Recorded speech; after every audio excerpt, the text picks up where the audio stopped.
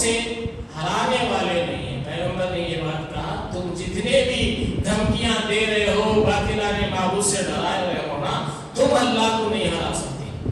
تمہاری یہ اوقات نہیں ہے کہ تم اللہ کا مقابلہ کرو. یہ پیغمبر کی بات ہے. آج ایمان والے کو یہی کہنا چاہیے. اللہ کسی پہ مصیبت لانا چاہے تو اللہ چاہنے سے آ سکتی ہے, کسی کے چاہنے سے نہیں آ سکتی. لیکن آج لوگ عجیب ہے. آج آ رہا تھا راستے میں مسلمان لیڈر ہے پورے یہاں سے وہاں تک ماشاء اللہ کوئی ایک ہوگا خیر نماز کے اوقات میں جلوس نکل رہے ہیں اس کے لیے دنیا حاصل کرنے کے لیے, ووٹ بینک جمع کرنے کے لیے. یہ مسلمانوں کی آبادی, یہ مسلمان قوم ہے جس کو جمعہ کا ادب نہیں ہے, جس کو جمعہ کا احترام نہیں ہے, اور یہ قوم کو ہدایت یافتہ سمجھے. آئیے رب کیا کہتا ہے. اللہ رب العالمین سورہ فرقان کے آیت نمبر 17 میں فرماتا ہے اور جس دن اللہ تعالیٰ انہیں اور سوائے اللہ کے جنہیں یہ پوجتے ہیں انہیں جمع کر کے پوچھے گا کیا میرے ان بندوں کو تم لوگوں نے گمراہ کیا, یہ خود ہی راہ سے گم ہو گئے. اللہ تعالیٰ جمع کر کے قیامت کے دن ان سے سوال کرے گا. سارے ٹھیکیداروں سے, سارے لیڈروں سے, سارے باباؤں سے, سارے بتوں سے پوچھے گا اللہ تم لوگوں نے کیا میرے بندے کو گمراہ کیا تھا یا یہ خود گمراہ ہوئے تھے. جواب آئے گا. کیا آئے گا؟ سورہ شعراء میں اللہ رب العالمین کہتا ہے جو اللہ تعالیٰ کے سوا کے کیا وہ تمہارے مدد کرتے ہیں یا کوئی بدلہ لے سکتے ہیں. اللہ یہ بھی پوچھ رہا ہے جو تم اللہ کے سوا بنا کر جن کو پوج رہے ہو کیا وہ تم سے کچھ بدلہ لے سکتے ہیں یا پھر تم کو کچھ دکھ اور پریشانی سے نکال سکتے ہیں. تو اللہ رب العالمین فرماتا ہے کہ یہ ایسا کچھ نہیں کریں گے بلکہ آخرت کے دن صاف یہ انکار کرتے ہوئے کہیں گے کہ اللہ ان لوگوں نے تو ہمیں گمراہ کر دیا. کیا کہیں گے؟ ان لوگوں نے تو ہمیں گمراہ کر دیا.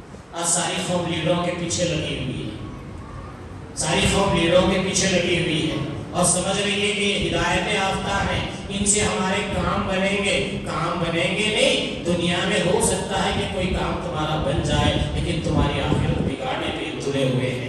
آئیے حدیث کا بھی مطالعہ کر لیتے ہیں. اللہ کے پیارے نبی صلی اللہ علیہ وسلم نے فرمایا, صحیح بخاری کی روایت ہے, رسول اللہ صلی اللہ علیہ وسلم نے فرمایا علم اللہ تعالیٰ لوگوں کے پاس سے کھینچ کر نہیں لے جائے گا.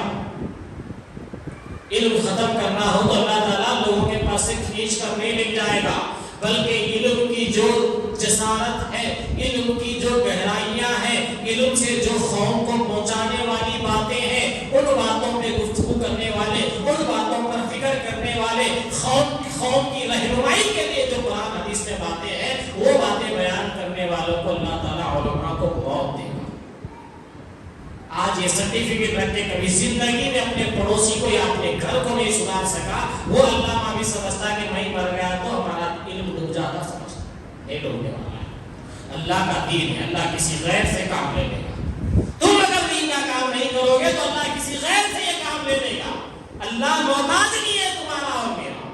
اللہ جس کو چاہے اس کی توفیق دیتا ہے وہ کھڑا ہو کے دین کا کام کرے گا. اللہ کے نبی صلی اللہ علیہ وسلم نے فرمایا اللہ تعالیٰ علم کو اس طرح نہیں اٹھانے گا کہ اس کو بندوں سے چھین لے گا بلکہ وہ پختہ کار علماء کو موت دے کر علم کو اٹھائے گا حتیٰ کہ جب کوئی عالم باقی نہیں رہے گا تو لوگ جاہلوں کو سردار بنا لیں گے. اب جاہلوں کو سردار بنا کر سوشل میڈیا پہ فتوے پوچھے گئے کیا کہہ کر عقیدے میں بیل کاٹ سکتے نا, ہاں لا کے بلے میں لوگ کاٹ رہے دھوپ سے. ہدایت یافتہ لوگ ہیں. شریعت کی مخالفت کرنے والا ہدایت یافتہ ہو سکتا ہے, نبی کی بات کے خلاف بات کرنے والا ہدایت یافتہ ہو سکتا ہے. اور اللہ کے نبی صلی اللہ علیہ وسلم نے آگے فرمایا عالم باقی نہیں رہیں گے تو لوگ جاہلوں کو سردار بنا لیں گے, ان سے سوال کیے جائیں گے اور وہ بغیر علم کے جواب دیں گے, اس لیے وہ خود بھی گمراہ ہوں گے اور لوگوں کو بھی گمراہ کریں گے. کسی عالم کو گمراہ بولنا میرا مقصد نہیں ہے, رب بتا رہا ہے کوئی گمراہی کی دعوت دے, کوئی گمراہی کی طرف لوگوں کو بھیجے. لوگ سوال کر رہے ہیں کہ کیا حضرت خبروں پہ جا کے پھول پینا, پھول ڈالنا, خبروں پہ چادر چڑھانا, خبروں کو پختہ کرنا درست ہے کیا؟ خبروں پہ اگربتیاں لگانا درست ہے کیا؟ اب حضرت بول رہے ہیں کہ یہ اسلام کا حصہ نہیں ہے, یہ ناجائز کلچر ہے, اس کو ختم کر دینا چاہیے. حضرتوں کو اب آنکھ کھلی ہے. پہلے سے بول رہے تھے تو یہ سوتیلی ماں کے بچے تھے اہل حدیثہ، ان لوگوں کو وہابی کہہ کر ٹھکرا دیا گیا، ان لوگوں کو غیر بدین والے کہہ کر ٹھکرا دیا گیا. آج ان کی زبانوں سے یہ حق نکل رہا ہے، یہ کہہ رہے ہیں یہ باطل کلچر ہے. خبر پہ بتی لگانا، خبر پہ پھول چڑھانا، خبر پہ چادر ڈالنا، یہ باطل کلچر ہے، اس کو ختم کر دینا چاہیے. اللہ رب العالمین اپنے نبی کی زبانی کیا کہہ رہا ہے؟ بغیر علم کے یہ جواب دیں گے. پہلے جو کرا رہے تھے سالوں سال چادریں چڑھانے لگا رہے تھے، لوگوں کو بول رہے تھے پھول ڈالو، اس کے بدلے اماں بابا کو ثواب پہنچتا بول رہے تھے. 20-20 روپے 50 روپے کے پھول مل جا رہے تھے، اتنے سستے میں اماں بابا کو ثواب پہنچانا چاہ رہے تھے. تم بچوں کا نمازی نہیں بننا چاہ رہے تھے، تم زندگی میں پریشان نہیں بننا چاہتے تھے، وہ ثواب نہیں پہنچانا ہے تم کو. تمہارے پیسوں کا ٹھوس ماں باپ کو جتانا ہے. ماں کی خبر پہ 50 کے پھول ڈال کے انسان سمجھ رہا ہے کہ میں اس کو ثواب پہنچا رہا ہوں، تو یہ اس کی بے وقوفی ہے.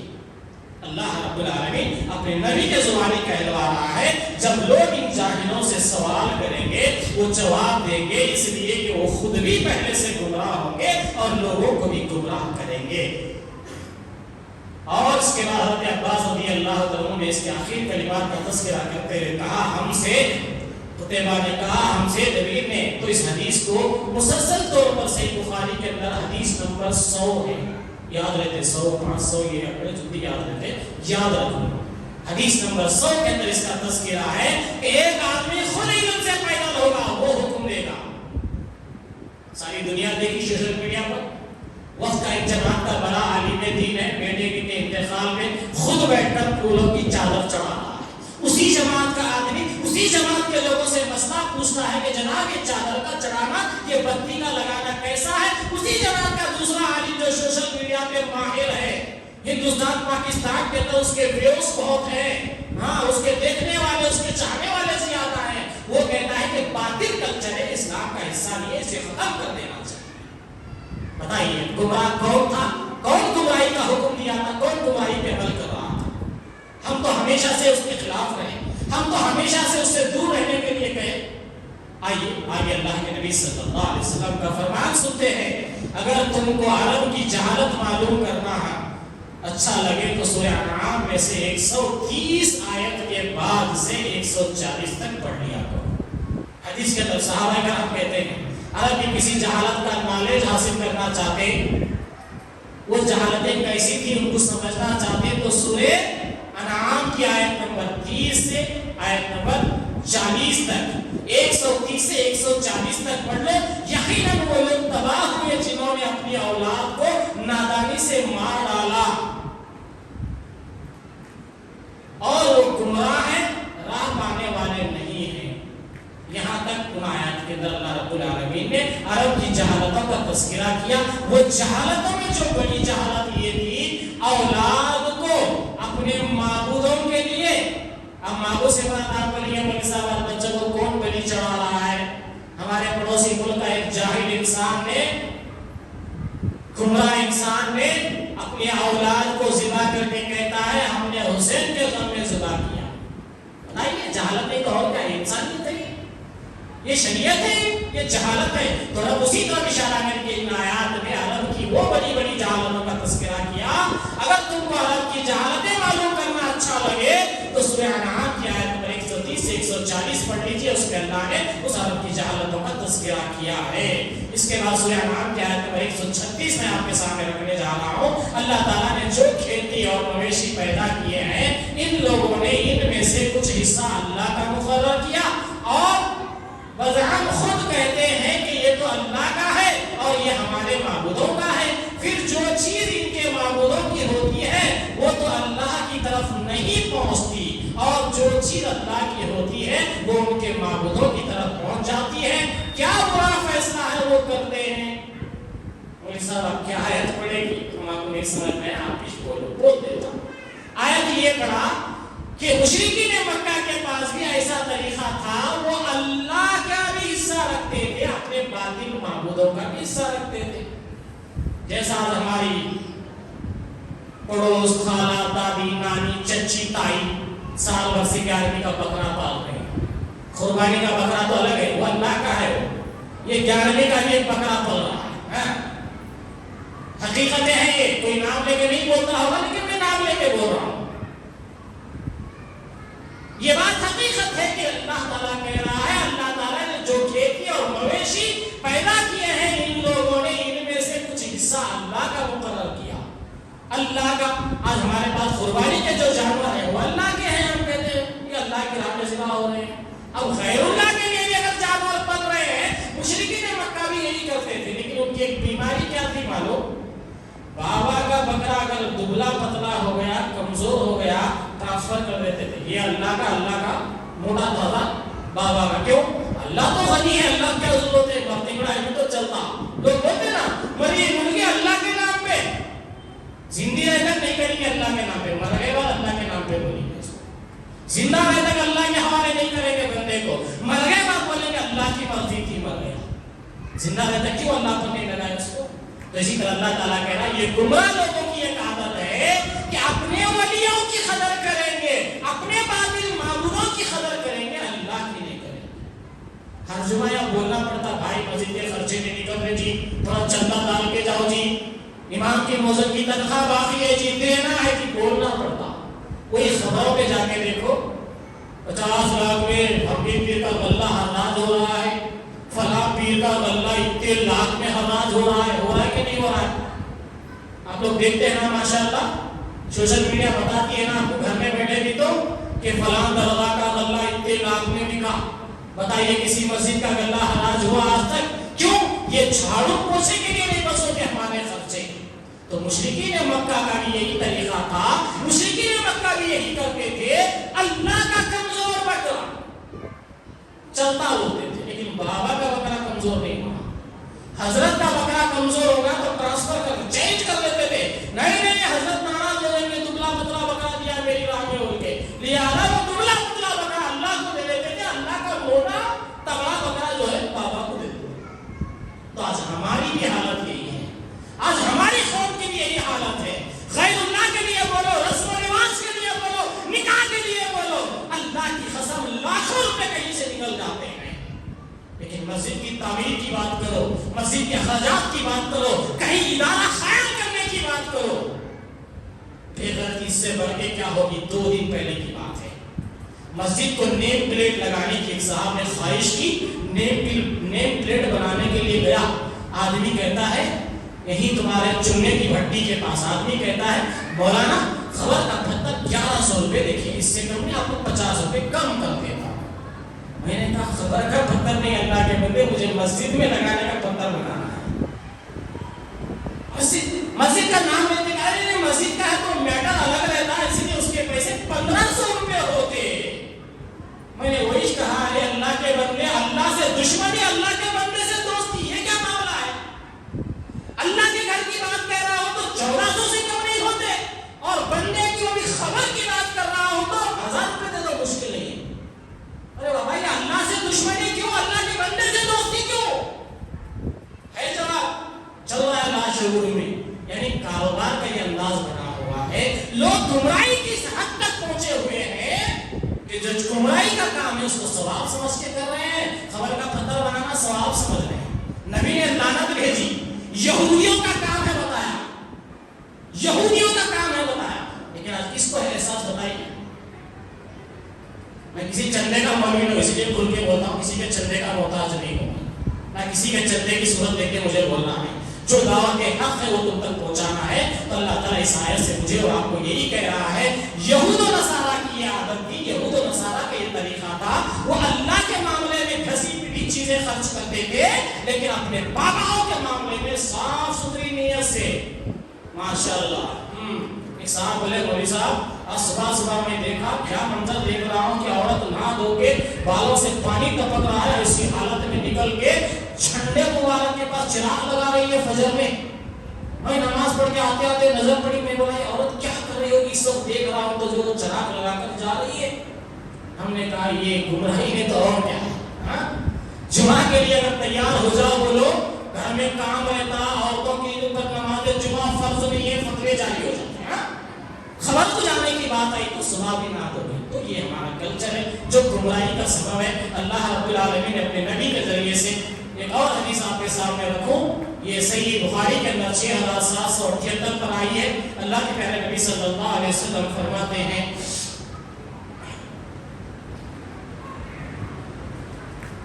اللہ کے نبی صلی اللہ علیہ وسلم نے فرمایا تم سے پہلے کی قوم جو گمراہ ہوئی اس کا سبب یہ تھا. کیا سبب تھا؟ ایک عورت نے چوری کیا. اس عورت کا معاملہ رسول اللہ صلی اللہ علیہ وسلم کے پاس آیا تو کچھ قبیلے کے لوگ اسامہ رضی اللہ عنہ کے سوا جو نبی صلی اللہ علیہ وسلم کو بہت پیارے ہیں اور کوئی آپ سے سفارش کرے اللہ کے نبی سے سفارش کی ہمت نہیں کر سکتا تھا تو اسامہ رضی اللہ عنہ کو سفارش کے لیے بھیجا گیا. چنانچہ اسامہ رضی اللہ عنہ نے نبی کریم صلی اللہ علیہ وسلم سے بات کی تو آپ صلی اللہ علیہ وسلم نے حقیقت بتلاتے ہوئے کہا کیا تم اللہ کے حدوں میں سفارش کرنے آئے ہو؟ پھر آپ کھڑے ہوئے اور خطبہ دیا اور فرمایا اے لوگو تم سے پہلے کے لوگ اس لیے گمراہ ہو گئے جب ان میں کوئی بڑا آدمی یا بڑے خاندان قبیلے کا آدمی چوری کرتا تھا تو اسے چھوڑ دیا, لیکن اگر کوئی کمزور چوری کرتا تھا, کوئی غریب چوری کرتا تو اس پر حد قائم کرتے تھے. اللہ کی قسم اگر فاطمہ بنت محمد صلی اللہ علیہ وسلم یہ ہوتی تو میں چوری کے بدلے اس کے ہاتھ کاٹتا. بتائیے آج یہ ہو رہا ہے کہ نہیں ہو رہا ہماری سوسائٹی میں؟ اور میں اور آپ بولے رہے نہیں بول صاحب ہم گمراہ نہیں, ہم ہدایت یافتہ. غریب ہے تو اس کو نوش دے رہے ہیں, دبوچ دے رہے ہیں. مالدار ہے تو انہیں قاتل بھی کلین شیٹ ہو کے آ جا رہا ہے. ایک غریب کا بچہ ہے تو سالوں سال. کل کی اطلاع ہے میرے خاندان کا ایک بچہ روڈ ایکسیڈنٹ میں کسی کا حادثہ ہوا, مر گیا. یہ گاڑی کے بازو تھا, اس کا اتنا ہی جرم ہے, اس جرم کی وجہ سے اس کو عدالت میں 8 مہینے سے کھینچا جا رہا ہے. بچہ 8 مہینے سے چکر لگا رہا ہے. پھر جس نے کیس کیا ہے وہ کبھی ابھی تک سامنے آ کر نہیں کھڑا ہے. صورت بھی نہیں معلوم ہے اس کی کہ کون کمپلینٹ کیا ہے. اس کے اوپر عدالت چل رہی ہے. تو آپ بتائیے یہ آج ہماری سوسائٹی میں اگر چل رہا ہے, اگر یہ کلچر کے ہم ماننے والے ہیں تو ہم گمراہوں میں سے ہیں یا ہدایت یافتہوں میں سے؟ کیوں غریب کو دبانا یہ آج ہمارے نیتاؤں کا, ہمارے لیڈروں کا وتیرا بنا ہوا ہے. غریب جب تک ان کے سکندے میں ہے ان کی کرسیاں برقرار ہیں. غریب اس دن کہے گا کہ ہمارا پالنے والا رب اللہ ہے, ہمارے گناہ ہمیں ہی وبال بنے ہوئے ہیں, ہم گناہوں سے معافی چاہتے ہیں, ہم اللہ کی بارگاہ میں توبہ کرتے ہیں, ہم لوگ اللہ سے ڈریں گے, کسی سے نہیں ڈریں گے. ان کی لیڈریاں گھٹنے پہ آ جائیں گی. لیکن قوم کو شعور کون دلائے؟ الیکشن آتے کہ ان کو چچا کو 10,000 مل جاتے, بھتیجے کو 5,000 مل جاتے. لوگ کہے نہیں بھائی ہمارے آدمی نہ کرے تو اچھا ہوتا نا, ہمارا کیا کرتے تمہارا اچھا. تمہارے دیکشے اڑا کر تم کو ہنڈیاں بتا رہے ہیں, تمہارے دیکشے غائب کر کے تم کو ہنڈیاں بتا رہے ہیں. دیکھو ہم تمہارے گھر میں چولہا نہیں سکھائے, آنے والی نسلوں کی ساری معیشت کو تباہ کر دیے تم لوگ. آؤ اللہ رب العالمین اپنے نبی کے زبانی کہہ رہا ہے. 2-3 حدیثیں سنا کر میں اپنی بات کو ختم کرتا ہوں کیونکہ وقت کافی ہو رہا ہے. حدیث صحیح بخاری کے اندر 7282 پر اللہ کے نبی صلی اللہ علیہ وسلم نے فرمایا اے قرآن اور حدیث کے پڑھنے والوں, تم اگر قرآن اور حدیث پر نہ چلو گے, ادھر ادھر دائیں بائیں راستہ لوگے تو بھی گمراہ ہوگے اور بہت بڑے گمراہ. قرآن اور محمد رسول اللہ کا فرمان, یہ 2 چیزوں کو پڑھو گے اور اس پہ جو تمہیں ملے گا اس پر تم عمل کرو گے, اس پہ جم جاؤ گے تو ہدایت پہ رہو گے, ورنہ گمراہ ہو جاؤ گے. کیسے؟ یہ مسلک میں ہے نا, وہ مسلک میں ہے نا, یہاں جائز ہے نا, وہاں مباح ہے نا. اللہ کے نبی کہہ رہے ہیں گمراہ ہو جاؤ گے, بڑے گمراہ ہو جاؤ گے. قرآن اور حدیث کو چھوڑ کر تیسری بات کی پیروی کرنے والا گمراہ ہے. چلیے اور ایک حدیث آپ کے سامنے رکھوں. رسول اللہ صلی اللہ علیہ وسلم نے فرمایا کوئی قوم ہدایت پانے کے بعد جب گمراہ ہو جاتی ہے تو جھگڑالو اور مناظرہ باز ہو جاتی ہے. اللہ اکبر. ایک اور نقطہ اللہ بتا رہا ہے, کون گمراہ ہوا اس کی پہچان کیا ہوتی, اس کی نشانی کیا ہوتی. اللہ بتا رہا ہے جو قوم ہدایت پہ آ کے گمراہی میں چلے جاتی نا, وہ قوم کا وتیرا کیا ہوتا, وہ قوم کی چال کیا ہوتی ہے, وہ قوم کا طریقہ کیا ہوتا ہے. جب گمراہ ہو جاتی ہے تو جھگڑالو اور مناظرہ باز ہو جاتی ہے. بخاری شریف کی اطلاع ہے, مجھے گزشتہ ہفتہ فون آیا تھا, شیخ صاحب مسجد میں جو ہے بیان کر رہے تھے, مول صاحب درس دے رہے تھے, خیر اللہ کی بات آئی تو انہوں بول دیے کہ 11ویں کے اندر جو کھایا جاتا ہے وہ خیر اللہ کا ہے, وہ حرام ہے. تو باہر لوگ کھا رہے تھے ڈیرے میں بیٹھ کے, پورے اٹھ کے آ گئے, بولے کیسا, بولے ہم کھا رہے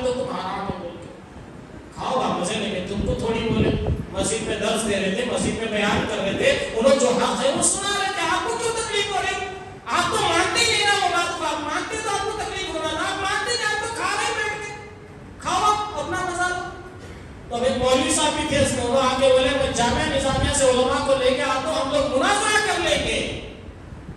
نبی نے پہچان بتلائی گمراہی کی. کیا کہے گا؟ جو لوگ ہدایت پہ آگے جب گمراہ ہوں گے تو کیا کریں گے؟ لڑائی جھگڑے کریں گے اور لوگوں کو مناظرے کے لیے بلائیں گے. یہ جھگڑا لو. تو اللہ رب العالمین نے ایک اور پہچان اپنے نبی کے ذریعے سے بتایا. وہ بات بتا کر میں اپنی بات کو ختم کرتا ہوں. حضرت ابو سعید رضی اللہ عنہ سے روایت ہے, رسول اللہ صلی اللہ علیہ وسلم نے کھڑے ہو کر خطبہ دیا. اس میں آپ نے یہ بھی فرمایا یہ دنیا سرسبز اور میٹھی ہے. اللہ تعالیٰ تمہیں اس میں دوسروں کا خلیفہ بنا کر یہ دیکھے گا کہ تم لوگوں کے کیسے اور تم لوگ کیسے عمل کرتے ہو. خبردار دنیا کے شر سے بچو اور عورتوں کی وجہ سے گمراہی سے بچو. عورتوں کی وجہ سے بھی گمراہ ہوتے انسان. یہ حدیث کا آخری حصہ میں آپ کے سامنے رکھ رہا تھا. تو کئی ہم نے لوگوں کو دیکھا, بولے میں یہ تبدیلی کیسا آ گئی؟ بولے مولوی صاحب کیا بولوں میں, 2 سال پہلے میری داڑھی بھی ایک پالش لمبی تھی, پھر کہاں گئی؟ بولے وہ ہمارے گھر والے سے ہمارا نہیں جم رہا تھا تو میں نکال دیا. یہ گمراہی نہیں ہے, یہ گمراہی نہیں ہے. گھر والی کو جمانے کے لیے تم اللہ اس کے رسول کی سنت کو گٹر کی نالی میں پھینکو گے.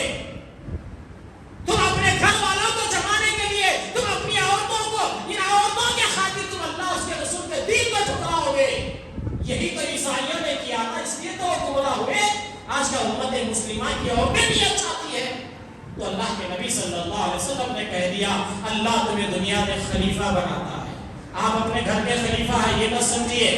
خلیفہ سے کہاں مولوی صاحب سلطنت عثمانیہ کہاں چل رہی ہے جو خلیفہ بنے گا, ایسا نہیں. آپ اپنے گھر کے خلیفہ ہیں, آپ اپنے بیوی بچوں کے خلیفہ ہیں. آپ کے بارے میں آپ کے بیوی بچوں سے اس معاملے میں سوال ہوگا. اللہ کے نبی کہتے ہیں تم کو اللہ تعالیٰ خلیفہ بنا کے تم سے سوال کرے گا کون اچھے اعمال کرتا ہے. اللہ تعالیٰ یہ دیکھنا چاہے گا. اور خبردار دنیا کے شر سے بچو. اور دنیا کا شر کیا ہے؟ عورتوں کی وجہ سے گمراہ ہونے سے بچو. دنیا کا شر یہ ہے. کیوں؟ اللہ کے نبی صلی اللہ علیہ وسلم نے فرمایا تھا میری امت کے اندر بہت سے فتنوں کے دروازے میں نے بند کر دیے ہیں, ایک دروازہ عورت کا فتنہ بھی ہے, اس سے بچو. آج ہر نوجوان کو جوانی جیسے جسم میں چڑھتی ہے, ماں بری لگنے لگ جاتی ہے, باپ برا لگنے لگ جاتا ہے, غلط راہوں پہ بچہ بولنے والا برا لگنے لگ جاتا ہے. یہ کس کی بدولت ہے؟ یہ عورت کی گمراہی کی بدولت. آخر اللہ رب العالمین سے دعا ہے اللہ تعالیٰ تمام کو نیک توفیق عطا فرمائے. اللہ تعالیٰ جانے انجانے میں جو گمراہی کے راستے ہم نے اپنائے ہیں اللہ اپنے رحم و کرم سے ہمیں اس گمراہی سے بچا کر ہدایت کی راہ پر لے چلے. اللہ تعالیٰ عالم اسلام کے مسلمانوں کو جہاں کہیں ایسی گمراہیاں گھیری ہوئی اللہ تعالیٰ اپنے رحم و کرم سے گمراہیوں سے نکل کر اللہ کی سیدھی راہوں پر ہدایت پر چلنے کی توفیق نصیب فرمائے. آمین یا رب العالمین. سبحان ربک رب العزت عما یصفون والسلام علی المرسلین.